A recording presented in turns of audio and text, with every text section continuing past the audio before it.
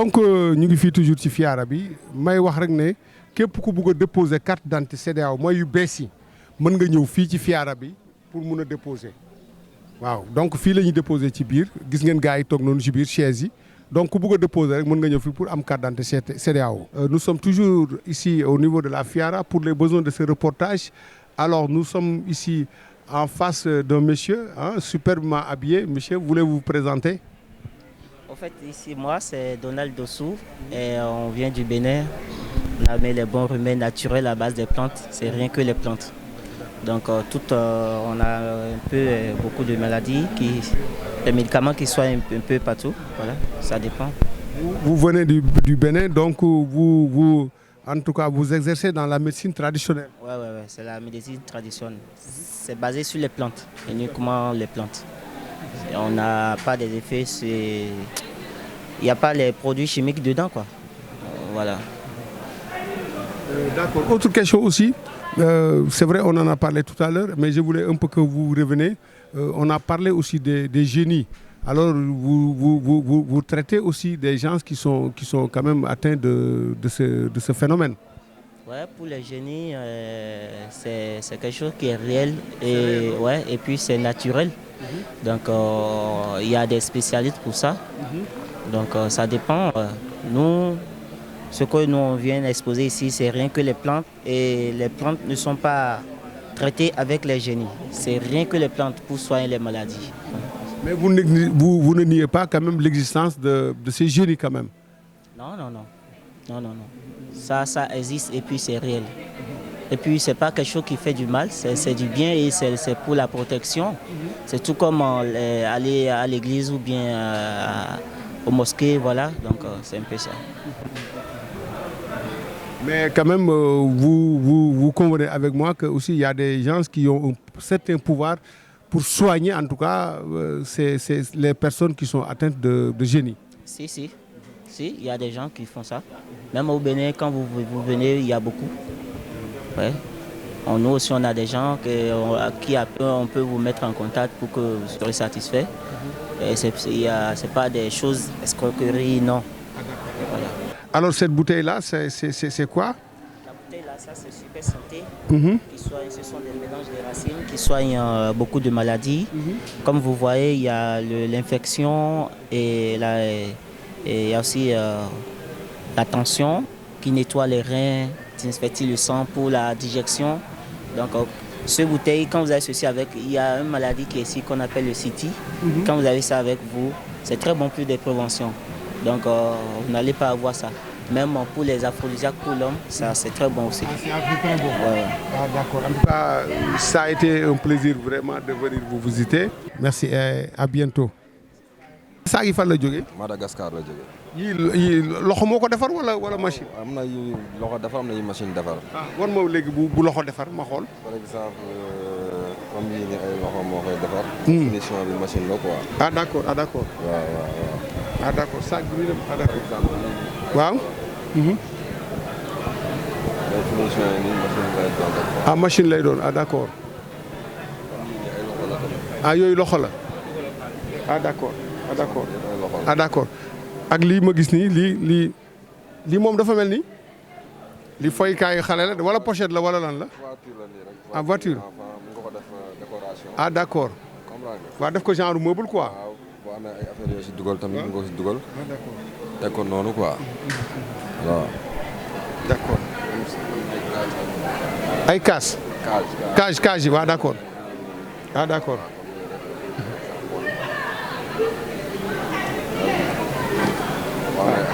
waaw nga dugal ci mais kii war na mën a def ay bijoux sax. lépp da koy def am nañu ay boîte à bijoux fi tamit ah bon mais c'est très joli yii lu mu jar moom mbaa cherul.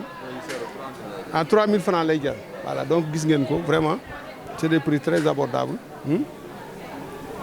aar la de.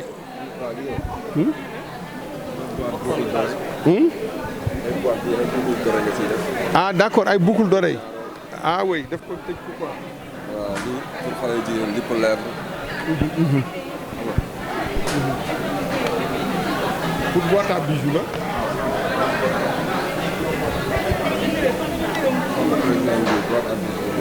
sooy voyage yow nga def say bijoux. ah d'accord mën nga donc gis ngeen su xale yu jigéen ñi kii moom boîte à bijoux la boo defee rek après nga tëj. c'est bon. waaw waaw ma ne kii boîte à bijoux la soo boo defee nii mu ubbeeku nga def nii. booy pare nga dugal say bijoux rek. après nga tëj. waaw yii moom vraiment c'est pratique nga def sa saak du def dara waaw yii moom lu ñu koy wecceekoo à 7000 francs yii 1000 francs yi 7000 francs ah d'accord donc gis ngeen reportage boobu ñu leen defal maanaam ci loolu donc Youssou ñu dem. waaw sang bi mais maa lay ziar. tur bi Khadim Diagne. Aziz Diagne. Aziz Diagne. sama doomu baay. Diagne naar waay. waaw Diagne naar kilifa gi nag. kilifa gi mooy Pape Cheikh doomu docteur Boy la docteur Boy doomu Washington doomu Boy séeréer yaayam doomu Xelkom la. est-ce que waaw moom day macha allah nii ah moom dafa mel ni ku yaru de. moom dafa yaru ba pare dégg ndigal waaw. kii ban race la Diagne naar. kii laadum la waaw. mais laadum dafa am ay façon wala laadum rek la. dafa am façon. voilà façon bi laadum bu nga wax ñu nag. façon bii mooy laadum pire sang nag boo ko amee di nga xam ne am nga laadum kii mbote 3 mois am da nga koy xam mooy nekk ne la kii doomam. d'accord. waaw laadum day gars yi dañ ne dafa maanaam dafa tàng de pour waaw kii tey bu baax bi moom il faut mu tàng. boo ko doon xayma tey ci ñaata lañ koy wecceekoo tey. kii mën naa ko wecc ko 15 millions. waaw léegi maanaam mboote mi yim jur yooyu ñaata weer lañ am wala ñaata semaine wala ñaata fan. yii nii am nañ 2 semaines mais am naa fi mboote yi am 3 mois. léegi yooyu aussi tamit ku ko bëggoon tamit war na mën a nekk. man mboote yi am 3 mois laay jaay nga xam ne mën nañ lekkal seen bopp mën na naan pour dem yooyu maa ngi koy jaayee mboote yi am 3 mois 1 million 500. mboote yi am 3 mois 1 million 500. mais ñoom ndax seen entretien jafe na. seen entretien yomb na non jafewul. boo nu ngoo fere si ñoom rek ñoom ñu wan la résultat waaw. mais ñoom lan la ñuy lekk ñoom. ñoom ripaas rek. waaw ngooñ. ripaas ak ngooñ waaw. ngooñ ak ndox ripaas ngooñ ndox waaw. bi daal nga ne tey ku amul 15 millions daal du ko yóbbu. déedéet du ko yóbbu waaw. njëgu 4x4 la de. waaw mais ñii mën nañ liggéey lu ëpp 4x4. dëgg la. waaw mooy ñii de ah d'accord yii ngay wax nga ne ñaataati sax indil ma benn ma xool. indil ma benn ma xool. indil ma benn ma xool. waaw bii nga ne bii moom ñaata semaine la am. 2 semaines. 2 semaines. waaw bii tey ku ko doon wecceeku. non bii du ma ko wecceeku yi am 3 mois man lekk laay wecceeku. 3 mois waaw xaaral ma indil la yooyu. waaw d'accord ma xool waaw. waaw xaaral mu indil ma ma xool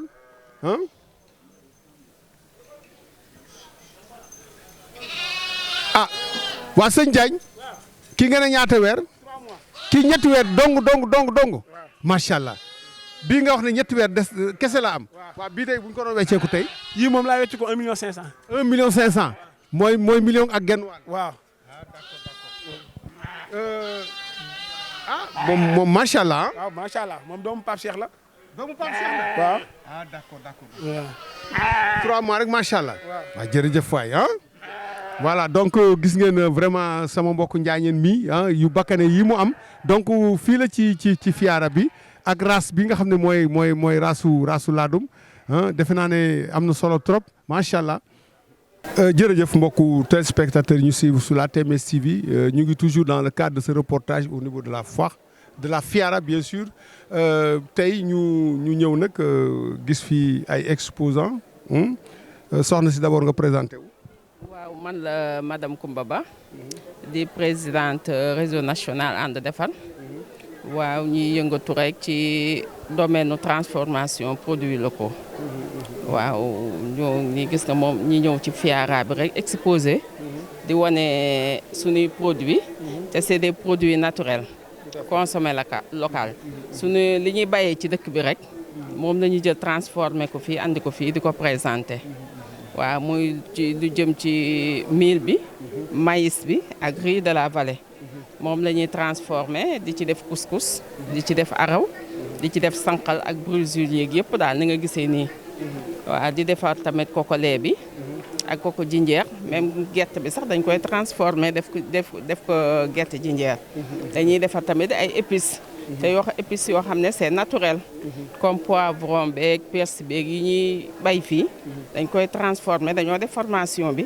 ñi def épices yi moom lañ teg noonu di ko présenté waaw c'est vrai qu'on a souvent parlé de consommer local, vous aussi vous êtes dans la transformation, mais est-ce que transformation bi maanaam da ngeen di appesantir juste ci li ngeen xam ne moom ngeen yor wala dafa am yeneen produits yoo xam ne da ngeen ko ciy boole.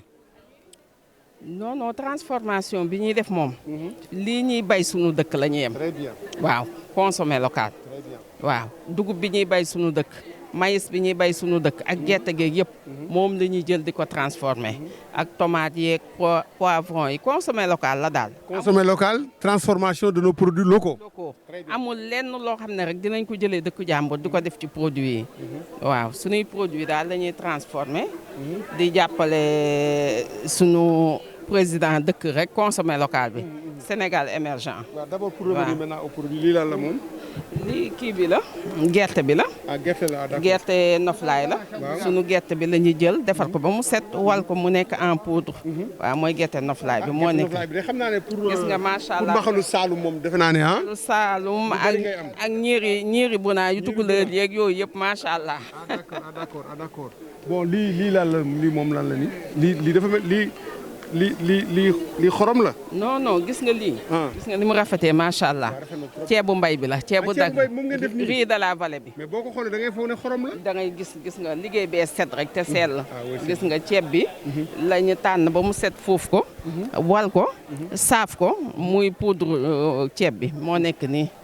waaw mën nga ko araw mën nga ko fondé mën nga def lu la neex daal. waaw macha allah mi ngi noonu. lii koko jinjeer bi la waaw koko bi la ñuy jël nii togg ko ak jinjeer ak sucre moo nekk nii mooy koko gingembre mi gerte bee nekk noonu ci wetam bii mooy koko lait bi moo nekk nii waaw mi ngi noonu koko lait bi moo nekk nii d'accord moom koko bi la ñuy jël togg ko ak meew kese waaw produit yi fi nekk yëpp amul benn produit chimique yëpp na c'est naturel waaw ma ne ko mi ngi noonu. waaw ceeb aussi mooy gis ngeen ni ngeen ko liggéeyee vraiment def ko ci ay sachet. gis nga ceeb bi. waaw am na araw bi. am na caagri bi gis nga lii caagri ceeb la. ceeb bi sunguf bi la ñuy jël mooñ ko caagri. tay ko mu nekk caagri ceeb. am na tamit cereem. am na aussi arawam. donc gi daal moom da ngay ñëw rek daal di togg. da ngay ñëw rek consommer moom da ngay togg ba mu neex rek nga def sa soow ak sa yooyu. waaw te dafa baax ci wér gu yaram. surtout ça. waaw dafa baax ci wér gu yaram. ndax lépp moom gis nga bii maïs bi la. maïs bi la. mboq bee nekk nii brûlé neex na sombi mboq. da ngay togg ba mu ñor. nga def sa soow wala sa meew. naan te baax ci santé. waaw mi ngi noonu macha allah. voilà donc defe naa ne loolu leer na c'est vrai que à l'intention. dañuy ñaan rek partenaires yi ñëw nag. incha allah waaw ndax ñun actrice de développement yi loolu la ñuy soxla. partenaires yi ñëw jàppale ñu. ndax jigéenu Sénégal ay jàmbaar lañu ay femmes battantes lañu. mais li ci des mooy manque de moyens financiers ak matériel. moo tax ñuy ñaan muy gouvernement bi di partenaires yi nañ jàppale actrice de développement yi. buñ leen jàppalee rek Sénégal émergent moom. waaw ndax jigéen ñëpp ay battantes lañu. nangoo nañu liggéey. vraiment nangu nañu sonn tamit seen i biir njaboot. kon boo ku leen jàppalee rek famille yëpp avancé macha allah waaw. voilà donc jërëjëf soxna si. waaw fii moom defe naa ne ay dàll lañ fi exposé d'abord sëñ bi nga présenté wu.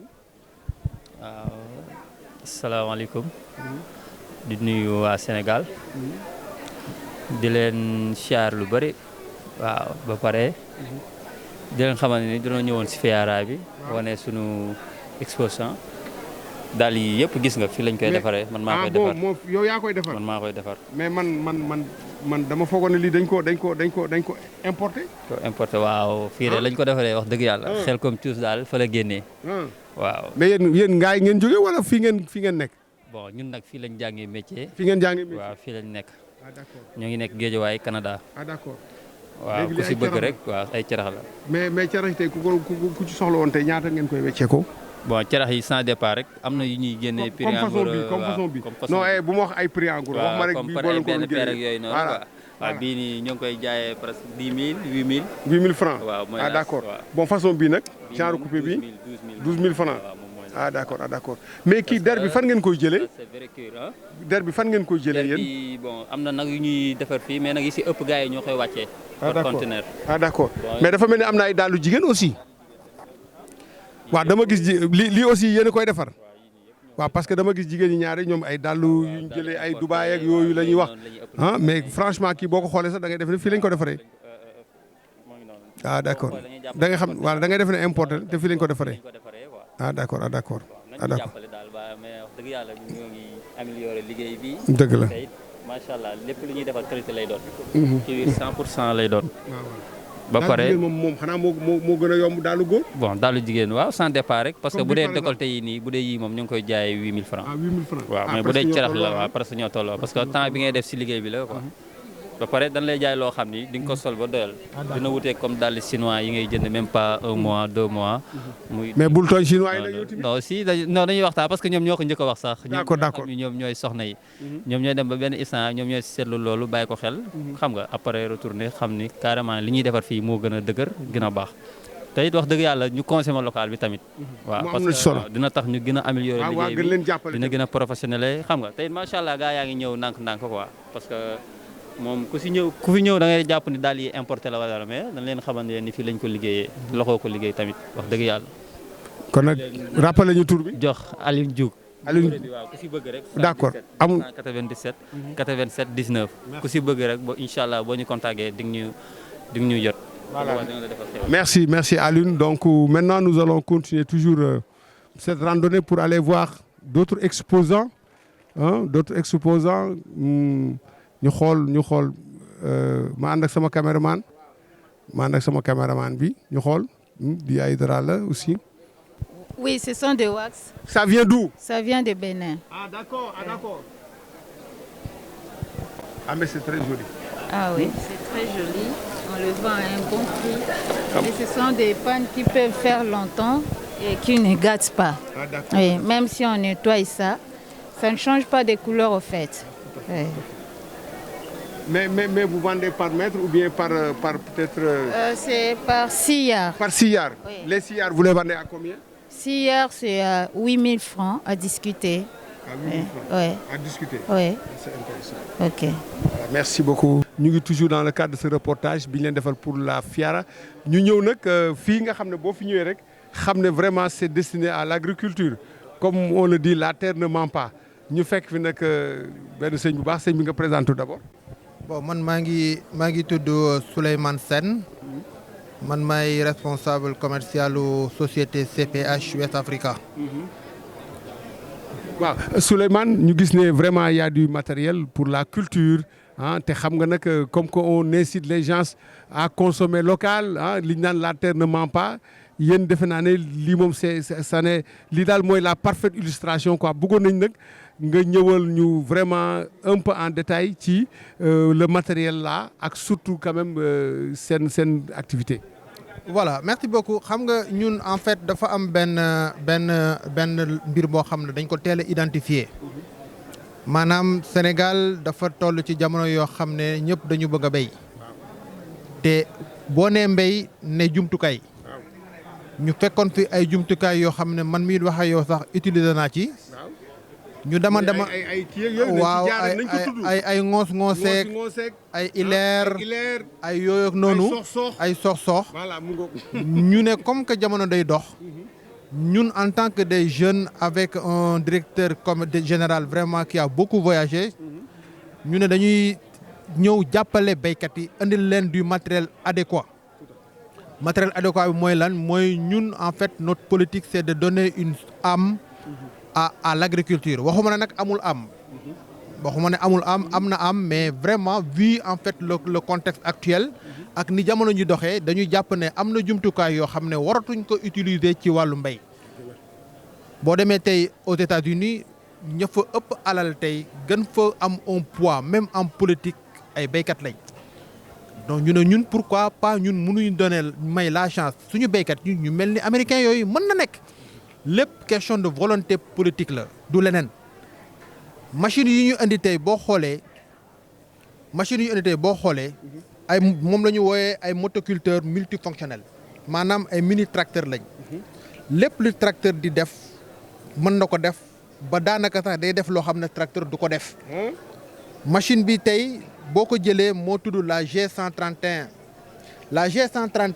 da lay defal 2 hectares ak genn wàll par jour xam nga loolu fas mënu ko def te consommation am demewul noonu dafa ànd ak ce qu'on appelle un moteur Lombardini boo xam ne ñun ñoo koy représenté dans l'Afrique de l'Ouest maanaam tout ce qui est produit Lombardini muy motoculteur muy motopompe ñun en fait ñun ñoo koy commercialiser au niveau de l'Afrique de l'Ouest tey machine bi ma lay wax nii tey wax naa leen ne day def 2 hectares et demi par jour boo ko amee tey pour ku am toolu 10 hectares amatul jafe-jafe fas amatul jafe-jafe mbaam donc en fait dinañ noppal jur gi dina noppalu vraiment yow mi béy aussi di nga mën a am temps boo xam ne di nga mën a béy jàll ci leneen donc moo tax ñun waa CPH West Africa ñu tàllal suñu loxo béykat yi ñu ñëw ñu xool naka la ñuy def ñu liggéey ensemble am nañu ay opportunité d'affaires yoo xam ne dañ ko ubbi parce que ñun dañu gis ne ñu ci bari dañuy am ab suuf mais amuñ matériel comme que am nañ suuf te amuñ matériel ñun dañuy nuyee ay partenariat ak des institutions financières yoo xam ne dañuy ñëw ñu càmbar les projets maanaam tey bu amee xale bu dëkk par exemple fa ma dëkk muy Ngéeñeen am 2 hectares mosu ko mën a utiliser bu ñëwee CPH West Africa dinañ def étude de projet bu fekkee ne ce projet là il est bon il est bancable maanaam mën na fexe ba ñu am baax na daal ñu boole ko ak koo xam ne da koy utal financement bu ko financer aussi ñun dañ koy topp ñun dañuy def dans l'accompagnement et le suivi jaayuñu matériel rek yem ci déedéet parce que ki ngay jaay matériel yem ci kese kooku en fait yow dimbalewoo ko. encadrement et suivi. dañuy def encadrement ak suivi. monsieur Sène léegi nag bëggoon nañ nga woon ñu tuuti ci mécanisme bi aussi parce que gis nañ ko ni mu gaaree rek macha allah bakkane ba bugg a dee. moom lan lay jël maanaam gasoil lay jël wala essence wala lan lay jël. waaw machine bi gasoil lay jël boo xoolee lii mooy le kit accessoire maanaam lii yëpp la àndal lii mooy formule li ñuy wax la formule standard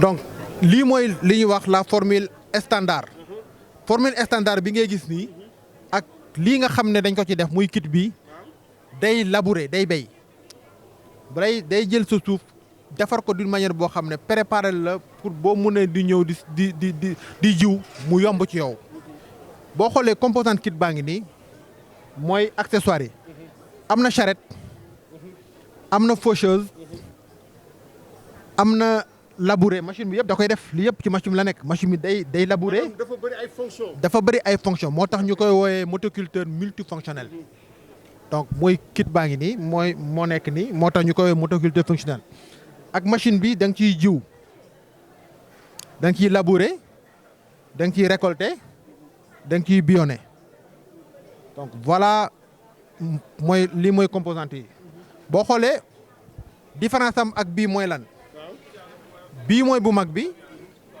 bii mooy bu ndaw bi mais boo xoolee ce sont les mêmes fonctionnalités li ciy différencier rek mooy au niveau de la puissance mooy doole ji kii moo ëpp doole que bii mais bii li muy def bii da koy def bële aussi moom la ñuy wooyee moto bineuse mooy machine boo xam ne da lay defaral sa suuf avant ngay commencer jiw maanaam yow soxla woo tey di ut ab tracteur pour mu defaral la sa sol non machine bi da koy def defaral la lépp nga xam ne yow boo ñëwee rek da ngay jiw en toute aisance te vraiment doo ci am benn jafe-jafe donc ñun waa CPH ci wàllu mbéy vision boobu lañ ci am la vision boo xam ne vraiment aider les dimbalee ñi nga xam ne ñooy ay béykat ñu disponible ñu am suñu la disponibilité de notre matériel da ngay dem nag waaw non lii ay semoir la. semoir. lii ay day ji. d'accord. lii ay semoir la c'est la partie maraîchage.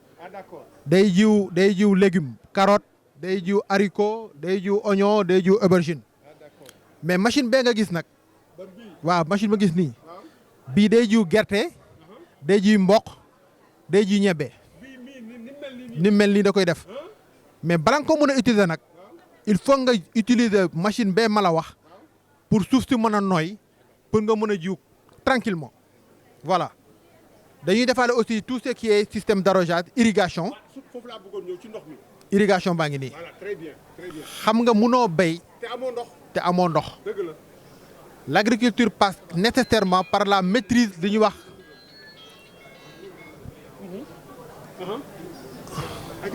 donc dañuy wax ne mbéy il faut nécessairement nga am la maîtrise de l'eau mooy da ngay maîtriser sa ndox mbéy ak ndox ñoo ànd lii ay pivot la pivot bi dañ koy utiliser sur des très grandes surfaces am nañu aussi un système d'irrigation boo xam ne moom la ñu innové mooy suñu innovation au niveau de la FIARA dëgg la mooy ce qu'on appelle le kit asperceur déplaçable. tout à fait moo nekk nii. kit bi kenn du ko suul da nga koy teg ci tool bi pour 1 hectare et yow nga def un planning d'arrosage boo xam ne moo lay permettre maanaam boo amee 5 hectares boo installé sur 1 hectare da ngay déplacer boo arrosé 1 hectare nga déplacer boo arrosé beneen hectare nga déplacer ba sa 5 hectares mat donc voilà moom mooy le kit asperceur déplaçable donc en somme lii mooy li nga xam ne moom la CPH andi ci FIARA bi proposé ko ñi nga xam ne ñooy béykat yi bëgg leen ci gunge di leen ci jàppale pour que véritablement béykat bu nekk mën a disposer en fait des produits CPH pour un meilleur rendement. Bah, mais monsieur Sène, je voudrais un peu encore nous revenir. C'est vrai que vous en avez parlé, parce qu'on ne peut pas réussir l'agriculture sans l'eau. Absolument. Hein, parce que c'est une denrée, on ne peut pas s'en passer. Alors, vous avez parlé d'irrigation. Madame Djele fi ndox pour indi ko foofu. Mais ndox moomu ngeen di jël maanaam ci seyaan yi lay doon wala ci teen wala ci robinet et cetera et cetera loolu lañ bëggoon nga leeralal ñu. Voilà xam nga des fois da nga am tool boo xam ne daanaka jegul sa ndox. waaw surtout ça. Donc le premier réflexe. nit ki day naan damay béy damay bënn teen. waaw am na ñoo xam ne am na ay moyens dañuy naan damay def forage. et aussi ça dépend aussi ci yow volume bi nga bëgg a béy. léegi bu fekkee nit ki dafa def forage. am nañu ay partenaires yoo xam ne dañuy liggéey ñoom seen wàll ci biir département CPH lañ bokk ñoom forage rek la ñuy def. dañuy def li ñuy wax ay études géophysiques pour xam ndax fi ñu bëgg a def bënn forage. ndox mi am na fa. est-ce que doy na fa pour mën a satisfaire yow volume bi nga bëgg a béy. C'est important. loolu ce sont des études bi ñuy def au préalable pour permettre d'une manière très précise que ki nga xam ne day bënn forage mu mën a tomber fi nga xam ne fa la nappe bi nekk. nappe d'eau bi fa la nekk. fa la nappe d'eau bi nekk. Très bien. am nañ aussi comme boo demee au niveau du fleuve dans l'Anambé. ay moto pompe lañ leen di jaay yoo xam ne dañuy jël ndox mi. dañuy jël moto pompe bi. branché ko ak ay raccord di puiser directement ci dex bi di arroser seeni tool yooyu aussi c'est une technique boo xam ne dañ ko indi pour permettre aussi aux agriculteurs qui n'ont pas véritablement ces gros moyens là ñoom aussi ñu mun cee am ab wàll parce que en fait ñun je pense que CPS daal politique boo xam ne day démocratiser l'accès de ces produits à tous les producteurs. Voilà. Dernière question monsieur Sène. Au moment où on parle d'emploi pour les jeunes ban appel nga leen di lancer ak li nga ñu wax fii yëpp ak disponibilité bi am. Bon man je pense que les jeunes en toute sincérité bëgg nañ liggéey.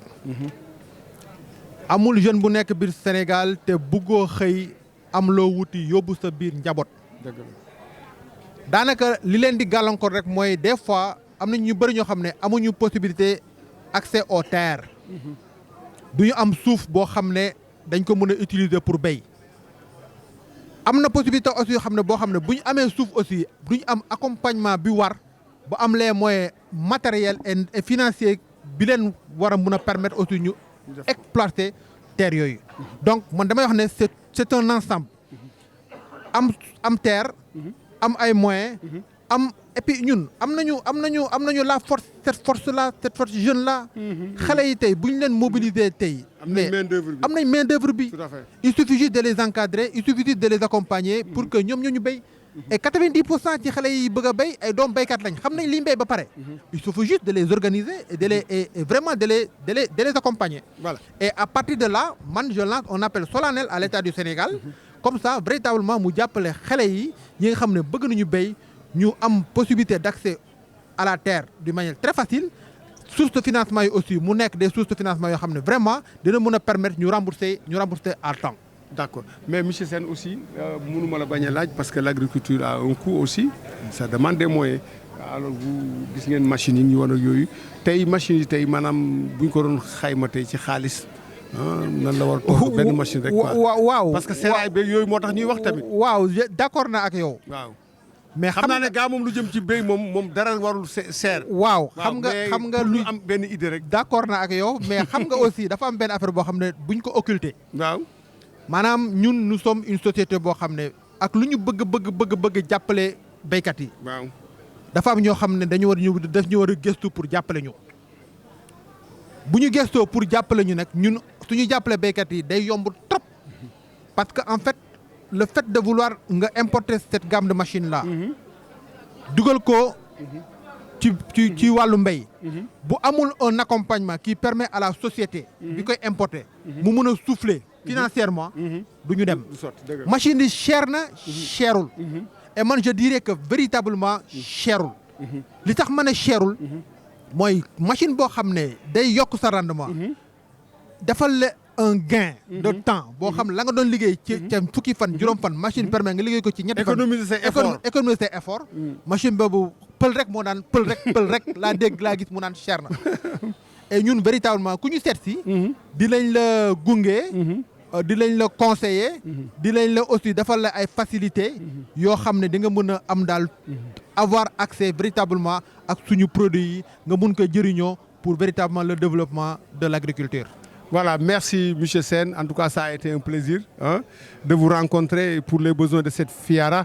Alors, à l'endroit de nos jeunes, comme l'a si bien expliqué monsieur Sène, retournons à la terre parce que la terre ne ment pas. Il suffit simplement d'avoir la volonté et de mettre les moyens pour quand même vraiment être à l'abri quand même de certains besoins. Merci encore monsieur Sène. C'est moi qui vous remercie. Voilà, mbokku téléspectateurs ñu ngi toujours fii ci FIARA bi.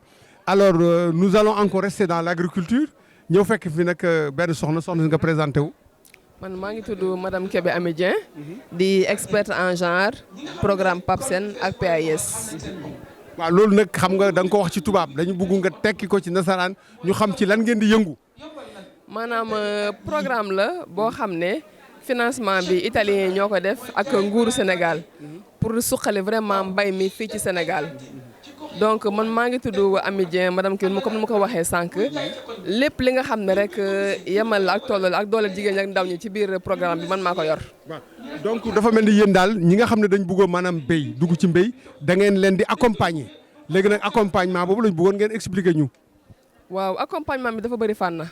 parce que li ma leen njëkk a wax mooy programme bi mu ngi intervenir ci juróom-benn région muy Kaolack Thiès Fatick Diourbel Kolda ak Sédhiou. léegi nag accompagnement bi ñaari fànn la wàllu mbayum dër ak mbayum ceeb.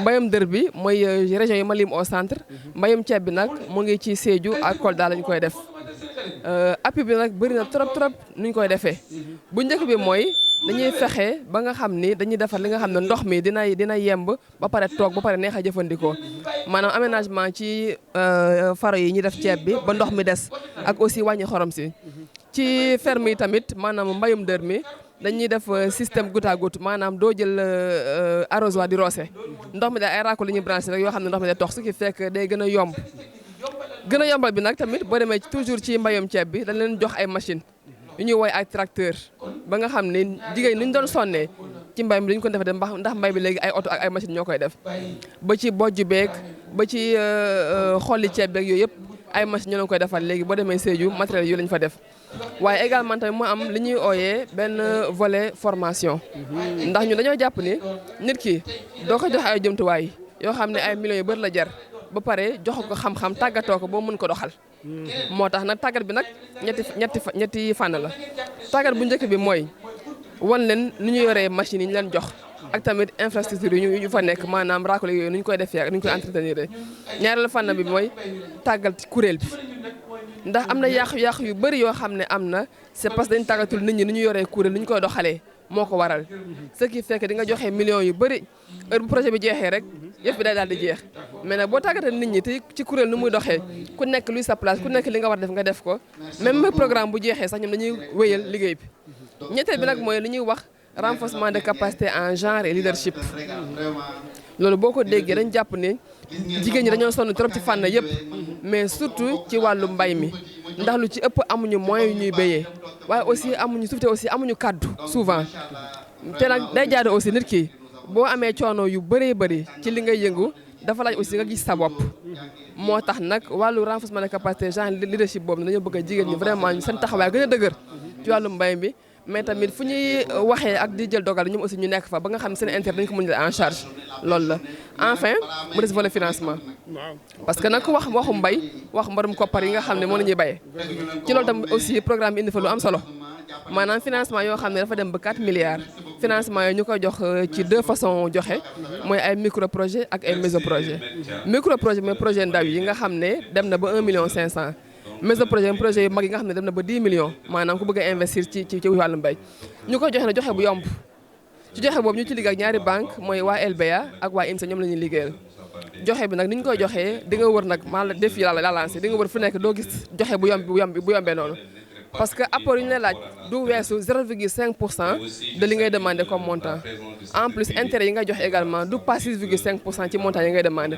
donc xam nga kon loolu neex na bu paree nag dañ ci boole di la accompagner di la former ba nga xam ne li ngay yëngu yi la rek da nga koy jaarale ci yoon donc ñun Pape Sène ak waa PAYS la ñuy indi tey ci foire pour wax nit ñi suñu programme yi ci nu muy doxee. waaw defe naa loolu leer na formation accompagnement renforcement des capacités financement donc ban appel ngay lancer sa mbokku jigéen ñi nga xam ne bëgg nañ dugg ci agriculture parce que tamit agriculture boo ko xoolee maanaam dañ ko bàyyi woon trop góor ñi. waaw xam nga boo gis ñu bàyyi ko trop góor ñi c'est parce que dafa demandé woon ay moyens maanaam booy bay ak sa loxo ak booy bay ak machine xam nga du doon benn léegi ñu leen di woo ñu ñëw wax leen ni ministère agriculture ak Pape Sène ak PAYS ak yeneen programme indi ay jumtukaay yu xarala yoo xam ne di nga mën a bay te doo sonn financement aussi mu ngi fi am na tamit accompagnement formation xam nga ni ki bul dara sa formation yi kese rek mën na la yóbbu fu sore kon ñoo di wax pour ñu ñëw vers l'information ñu ngi fi pour jàppale leen ci wàllu liggéey bi. merci beaucoup madame Kébé defe naa ne aussi am na suñu benn jigéen bu ñu fi fekk moom tamit mu toog toogaay bu jekk. man la Aïda Coulibaly bu Thierno Moulé Sow parce que man dara yettuma bu TMS TV ba tax na Thierno Moulé Sow su ma koy gisoon su may way doomu Soundiata Keita boobu wala mais d'abord balaa dañ lay laaj yow sa teewaay fii ci Fiara bi. waaw pour liggéey fi rek xam nga rek donc pour affaire mbay bi ak yooyu moo tax ñu tax a ñëw fi vraiment muy madame Kébé Ami Dieng bi nga xamante ne moo présenté wu Pape Sène PAYS voilà donc ku ñàkk ki ñaan la aussi Ami Dieng voilà. waaw Aïda yaa ngi ko wax léegi El Hadj Thierno Moulé Sow kenn dootu ko présenté nga xam ko bu baax xam TMS li muy liggéey defe naa ne loolu am na kàddu goo ci mën a yëkkati. waaw yombul nag tamit nag yombul sax dañu may wax ni mais parce que maanaam Thierno aussi dafa ñëw pour dimbali jaamu yàlla yi ci dindi jinne yi si nekk si doomu aadama yi donc kenn du Thierno Moulé Sow wax bi nag bëri na trop ñun Thierno la ñuy gis moom la ñu xam te moo wóor nag te day def lu ñuy gis waaw te yàlla ak yonent bi rek la yaakaar keneen beneen mbindeef bu dul yàlla ak yonent ku jàpp 4e ambassade Iblis kon nga xamante ne kooku dara jomb ko mayu yàlla la mais da koy jële si Songolo Koné ndax mooy maamam waaw moo jël Soundiata Keita nunu suma ni kara mani suma nare mande ka cubalaka bala simbo oye simbo moo deli king of the king la ñuy wax ak mooy dëgg kookoy Thierno Moulé Sow yaay muy Fatmata Camara Mariama Camara bu baax bi nga xamante ne ku tedd la ku baax la donc ñoo koy sant yow Thierno dundal dara du la dindi dara mënu la fi dindi du suñu borom bi parce que taalibe bàyyi nga te kanamu bàyyi sax nga yore voilà allez merci beaucoup Thierno. Aïda bul def noonu Aïda bu ñu def noonu yow tamit Aïda yëkkatil bu ndaw rek yow tamit waaw yëkkatil benn rek yow tamit. Simbo mbe jatalema mandenkalu mbe jatalema jata kontigi yàlla wax no sumala karamani suma jata Keita of moo ngi noonu kon donc dund leen. jërëjëf Aïda Coulibaly dégg ngeen ko vraiment ñun biñ jógee dañ ñëwoon def reportage mais buñ fi fekkee ku mel nii mu xam TMS xam El Hadj Thierno Moulé Sow ah ba pare ñëw fii ci FIARA bi aussi vraiment di nekk femme de développement mënuñ ko ñàkk a tàllal suñu micro en tout cas ñu ngi lay gërëm bu baax di la sant di la ñaanal une bonne continuation ci art bi merci beaucoup.